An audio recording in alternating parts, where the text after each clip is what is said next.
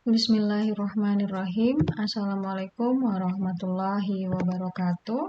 Salam sehat semuanya, teman-teman. Hari ini adalah materi pertama kita di mata kuliah pengantar dan teori-teori ilmu politik sesuai dengan rencana pembelajaran semester yang sudah kita bahas di minggu sebelumnya, bahwa hari ini kita akan mengulas tentang kaitan ilmu politik dengan ilmu-ilmu lainnya. Nah, dalam kerangka objek kajian ilmu politik. Ada beberapa outline yang akan kita bahas dalam kesempatan ini. Yang pertama berkaitan dengan bidang kajian dari ilmu politik itu sendiri, kemudian hubungan ilmu politik dengan ilmu lain atau ilmu sosial yang lain, kemudian pendekatan dan metode dalam mengkaji ilmu politik, serta manfaat dalam mempelajari ilmu politik.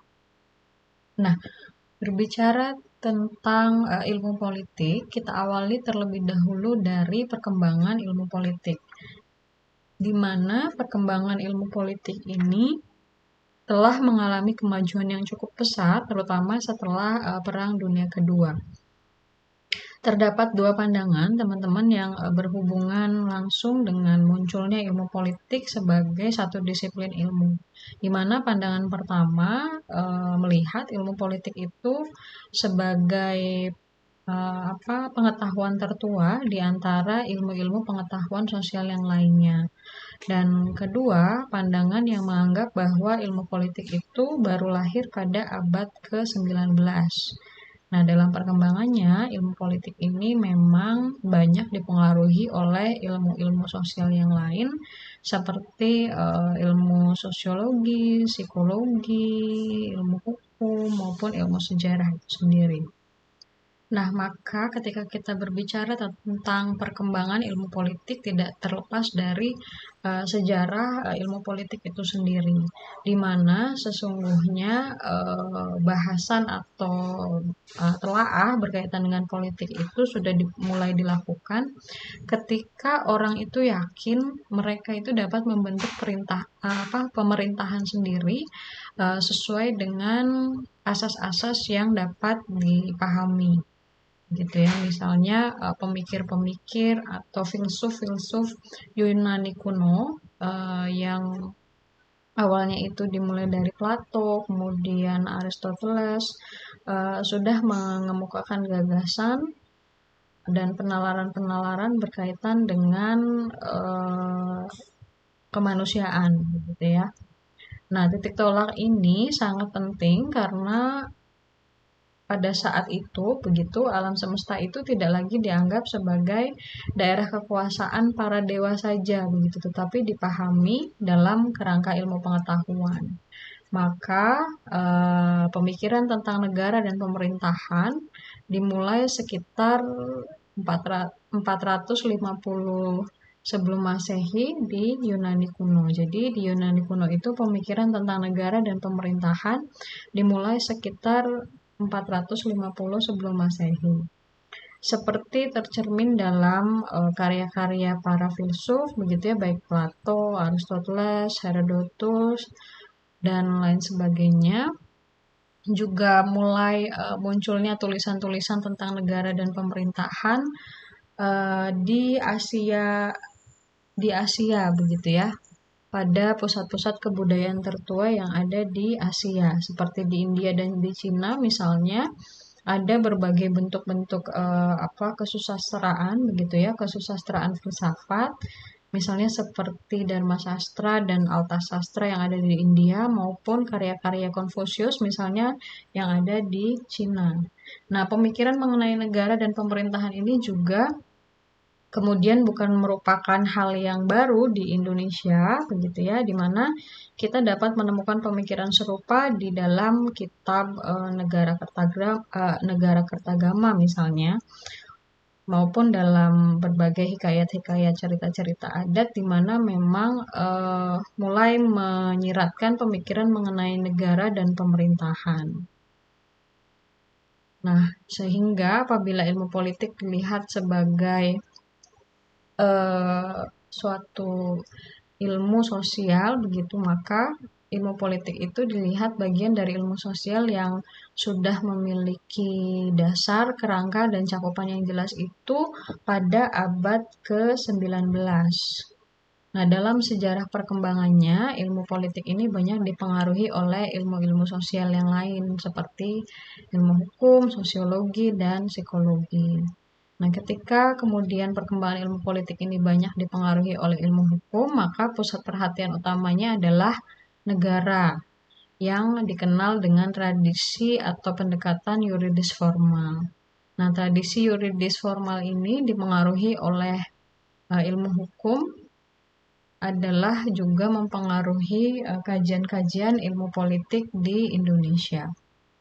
Nah, kemudian setelah kita membahas berkaitan dengan perkembangan ilmu politik, maka kita perlu pahami juga berkaitan dengan definisi ilmu politik itu sendiri. Definisi dari ilmu politik itu sendiri di dalam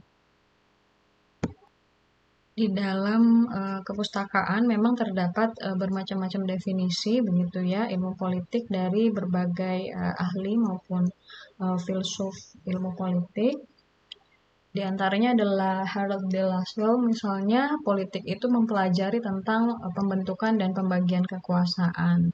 Kemudian definisi lain disampaikan oleh Rodhaigu bahwa politik itu ialah kegiatan yang mengangkut cara bagaimana kelompok-kelompok itu mencapai keputusan-keputusan yang sifatnya kolektif dan mengikat dengan usaha untuk mendamaikan perbedaan antara anggotanya.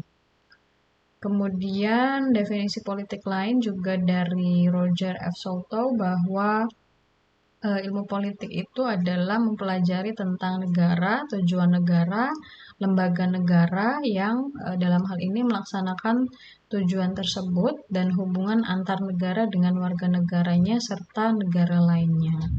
Selain itu, yang dikenal dengan Bapak Ilmu Politik juga Aristoteles bahwa politik itu ialah usaha yang ditempuh warga negara untuk mewujudkan kebaikan bersama. Nah, meskipun memang banyak kepustakaan yang mendefinisikan ilmu politik begitu, namun secara umum terdapat 5 aspek begitu yang dapat mendasari perumusan dari definisi-definisi ilmu politik tersebut. Di antaranya adalah yang pertama berkaitan dengan negara atau state, di mana hal ini berkaitan dengan bahwa politik berasal dari kata polis yang berarti negara dan taya yang berarti urusan, sehingga politik didefinisikan sebagai urusan negara. Kemudian yang kedua, definisi politik yang mendasari definisi politik juga berkaitan dengan kekuasaan atau power, di mana politik dikatakan sebagai kemampuan seseorang atau suatu kelompok untuk mempengaruhi tingkah laku orang atau kelompok sesuai dengan keinginan dari pelaku yang memiliki kekuasaan itu sendiri.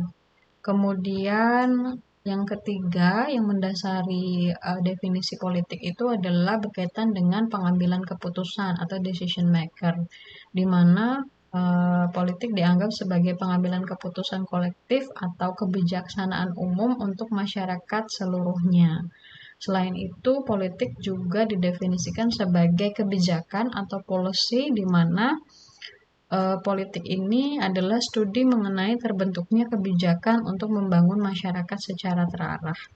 Nah, selain keempat hal ini, kemudian yang kelima adalah kompromi dan konsensus, di mana menurut Bernard Crick dalam bukunya In Defense of Politics, karena konflik itu tidak bisa dihindari, maka ketika kelompok-kelompok sosial dalam masyarakat itu bertentangan, tidak bisa dihancurkan begitu saja, sehingga diperlukan adanya kompromi sehingga dapat menghasilkan konsensus begitu.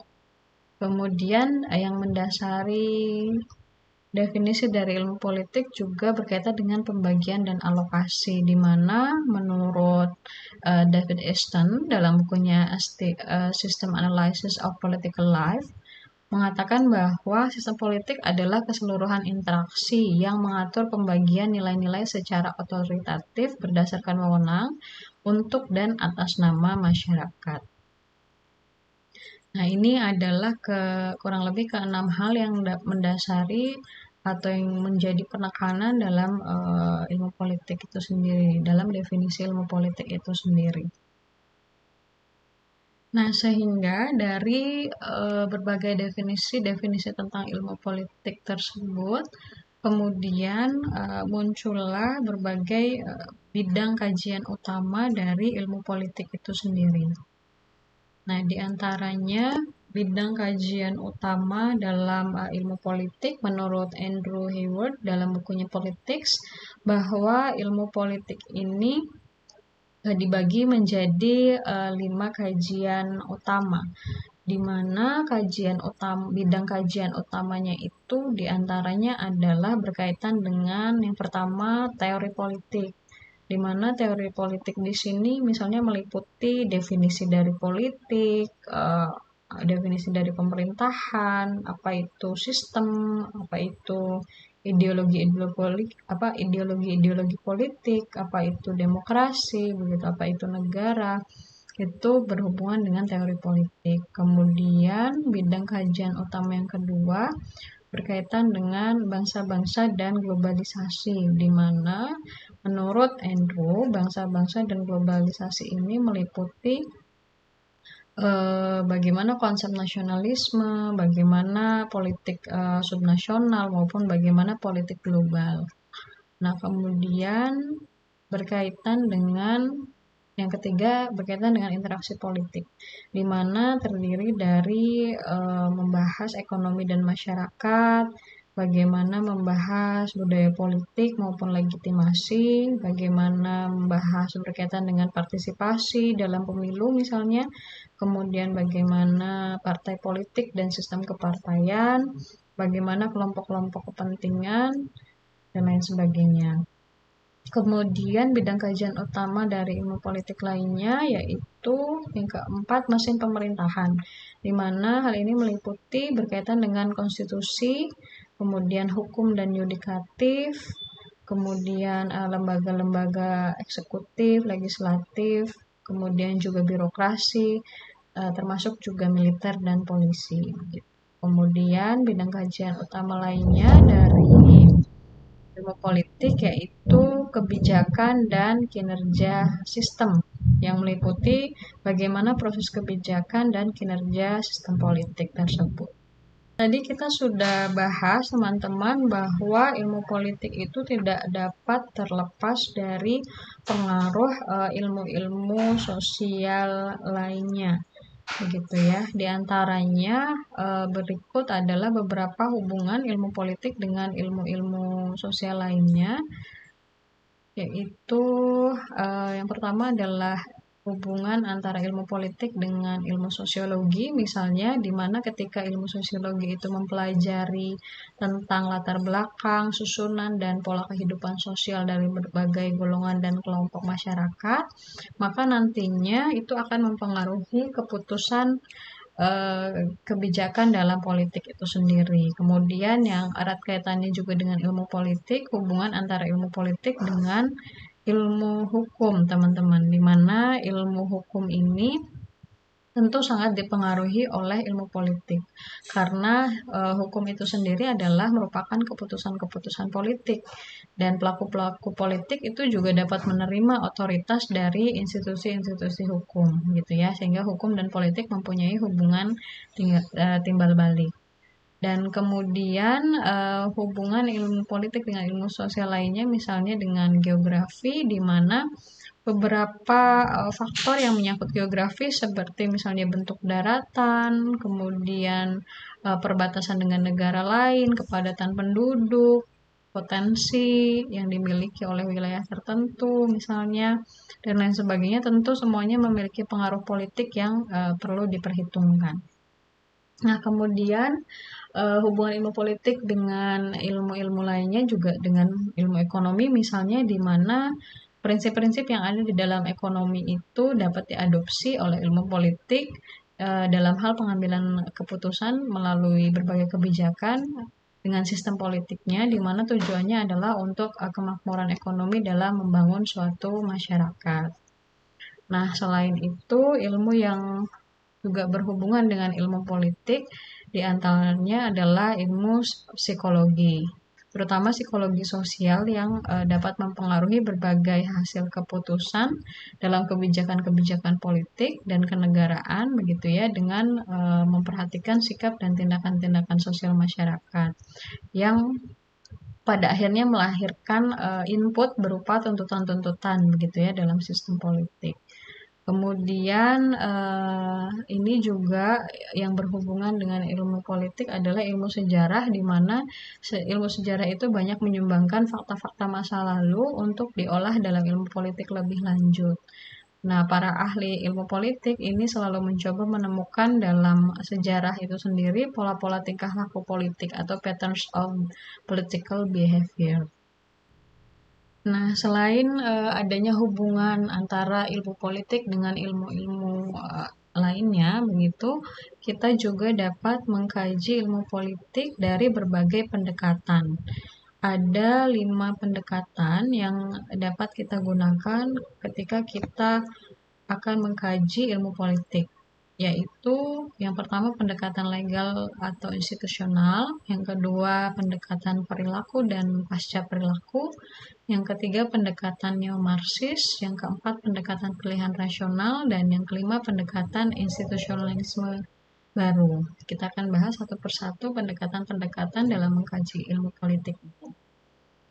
Nah, untuk yang pertama, berkaitan dengan pendekatan legal atau institusional, di mana pendekatan legal atau institusional ini lebih menggambarkan atau lebih berfokus pada kajian tradisional yang menggambarkan struktur politik formal, gitu ya, struktur politik formal tanpa berusaha untuk membandingkannya. Jadi ketika kita menggunakan pendekatan ini untuk mempelajari, misalnya mempelajari tentang presiden, begitu ya, sebagai kepala negara maupun kepala pemerintahan, maka kita hanya akan menggambarkan apa tugas pokok dan fungsi serta tanggung jawab dari presiden tersebut, begitu ya, sebagaimana yang sudah dirumuskan oleh konstitusi. Dalam hal ini misalnya kalau di Indonesia dirumuskan dalam Undang-Undang Dasar 1945. Nah, kemudian pendekatan lain yang bisa kita gunakan dalam mengkaji ilmu politik itu adalah pendekatan perilaku dan pendekatan pasca perilaku, di mana pendekatan perilaku ini adalah merupakan reaksi, begitu ya, terhadap teori-teori yang dikembangkan dengan menggunakan tadi pendekatan legal atau institusional sebelumnya yang disampaikan, di mana dianggap teori-teori politik dalam pendekatan legal atau institusional itu dianggap terlalu normatif, terlalu formal, begitu ya, sehingga menyebabkan adanya keterbatasan deskripsi atau keterbatasan analisis mengenai kajian berkaitan dengan perbandingan-perbandingan politik, sehingga pendekatan ini kemudian muncul disebabkan, begitu ya, oleh beberapa hal berkaitan dengan ketidakpuasan atau ketidakmampuan pendekatan sebelumnya, begitu, dalam menjelaskan realita empirik pada saat itu. Nah, menurut pendekatan ini mencoba mengkritisi pendekatan sebelumnya legal dan atau institusional, bahwa bagi mereka begitu tidak ada gunanya membahas lembaga-lembaga formal karena bahasan itu tidak akan banyak memberi informasi, begitu, mengenai proses politik yang sebenarnya. Nah, menurut pendekatan ini lebih bermanfaat itu mempelajari perilaku manusia yang harus diamati sebagai gejala yang betul-betul dapat diamati, gejala tingkah laku yang dapat diamati, dapat juga menjelaskan mengapa orang itu melakukan tingkah laku politik tertentu dan tentu bisa dianalisis bagaimana dampaknya terhadap proses dan sistem dari politik itu sendiri.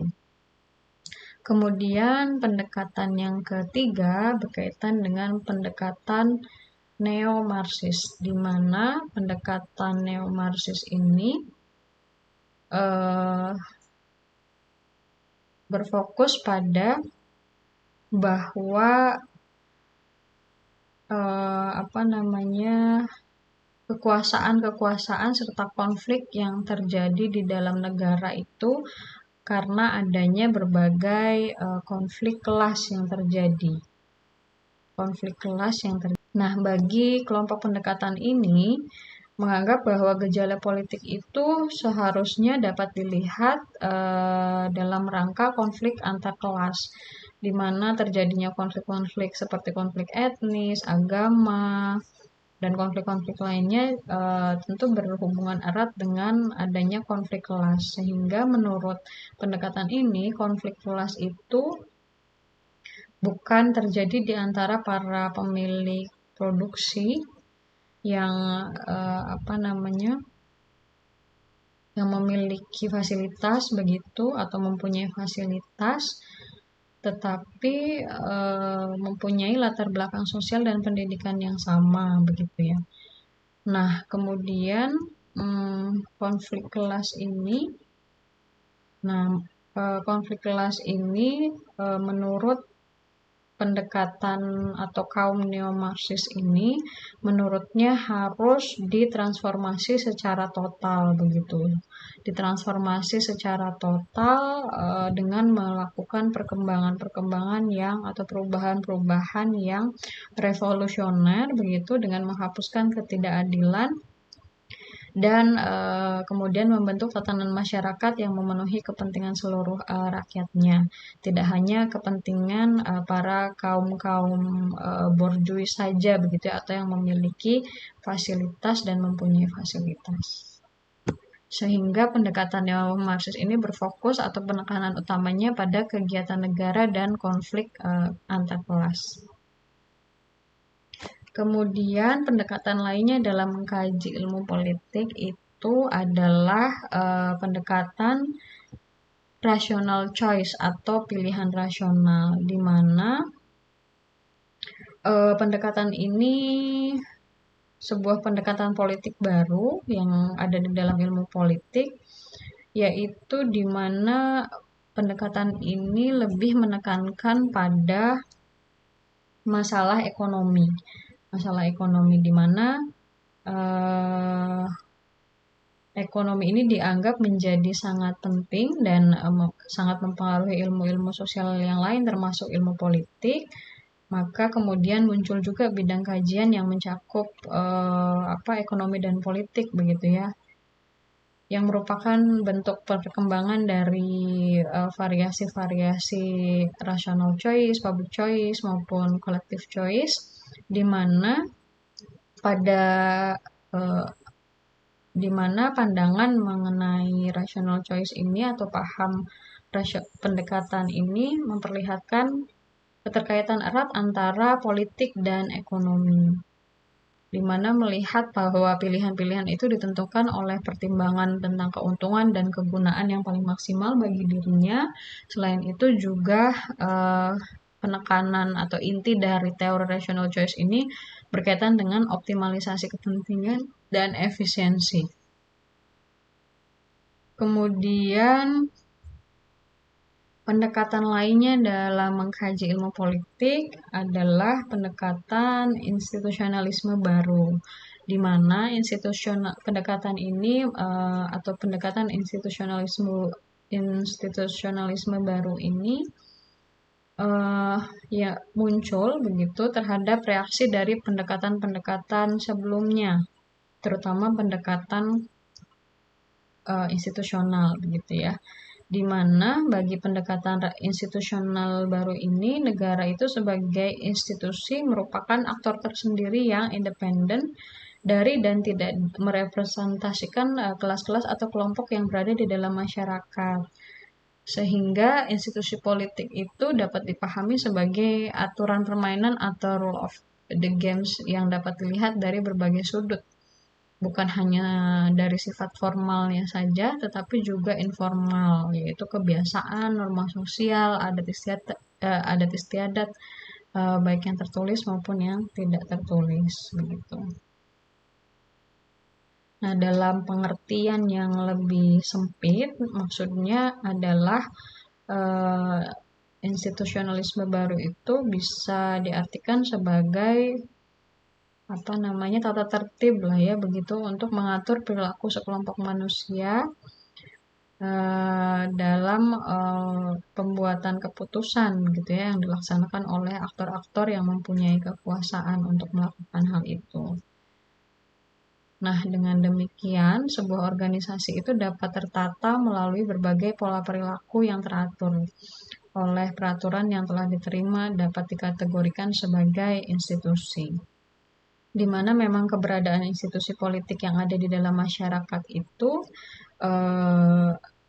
harusnya gitu ya, atau dikarenakan karena adanya kesadaran warga bahwa ada sejumlah kepentingan yang sama di antara mereka dalam kehidupan bersama yang perlu diatur bersama, sehingga hal ini dapat mendorong warga atau masyarakat begitu untuk mengorganisasi diri dan membuat peraturan-peraturan yang dapat mengatur kebersamaan dan kehidupan mereka, sehingga pemerintah atau badan-badan pemerintah seperti birokrasi, parlemen, dan seterusnya merupakan bentuk dari institusi tersebut.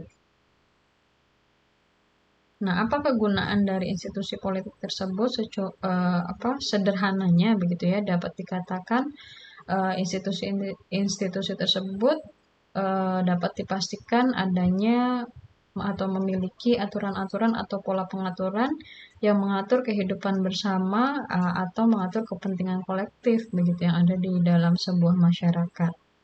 Sehingga hal itu dapat menjamin begitu ya kepastian dan rasa aman bagi warga negaranya.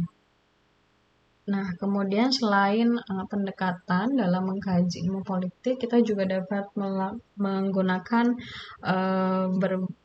beberapa metode begitu ya dalam mengkaji ilmu politik. Di antaranya adalah seperti metode-metode yang digunakan dalam mengkaji atau meneliti ilmu sosial yang lain, bisa melakukan bisa melakukan metode kualitatif, juga bisa melakukan metode kuantitatif begitu ya. Perbedaannya adalah di mana metode kualitatif ini digunakan untuk lingkungan alamiah sebagai sumber data langsungnya, serta bersifat deskriptif dan analisis atau analitik begitu. Kemudian lebih menekankan pada prosesnya dan sifatnya juga induktif. Sedangkan kuantitatif menggunakan metode statistik begitu ya untuk menganalisis datanya. Nah, kemudian selain pendekatan maupun metode, sehingga bisa kita simpulkan dari berbagai pembahasan kita tadi berkaitan dengan bidang kajian utama, kemudian hal-hal yang mendasari definisi ilmu politik itu sendiri, kemudian pendekatan dan metode, maka manfaat dari mempelajari ilmu politik itu sendiri diantaranya adalah kita dapat berkontribusi begitu ya pada penyelesaian berbagai masalah-masalah negara. Hal ini sejalan dengan konsep negara yang demokratis. Kemudian selain kita dapat turut berkontribusi, juga kita dapat memahami berbagai nilai-nilai yang dianggap ideal begitu yang terkandung di dalam sistem politik yang sedang diterapkan oleh suatu negara, misalnya atau suatu wilayah. Kemudian selain itu juga manfaat dari belajar ilmu politik itu kita dapat memahami tentang kepentingan masyarakat, terutama hak begitu ya, hak warga negara dari negaranya maupun kewajiban dari negara terhadap warga negaranya. Karena inti dari ilmu politik itu sendiri adalah untuk mewujudkan kesejahteraan bersama gitu ya, melalui berbagai perangkat-perangkat yang dimiliki oleh negara atau institusi-institusi yang dimiliki oleh negara sesuai dengan tugas pokok, fungsi, dan kewajibannya. Gitu teman-teman, berkaitan dengan objek kajian dari ilmu politik. Mungkin itu saja yang bisa saya sampaikan berkaitan dengan materi pertama kita hari ini.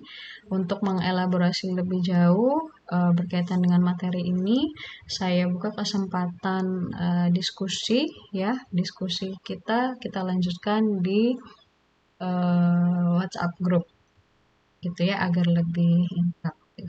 Silahkan pahami terlebih dahulu teman-teman materi ini, kemudian kita bisa diskusi lebih lanjut berkaitan dengan materi ini.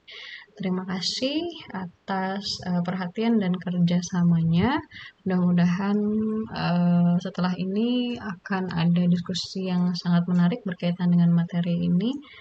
Sekali lagi saya ucapkan terima kasih. Wassalamualaikum warahmatullahi wabarakatuh.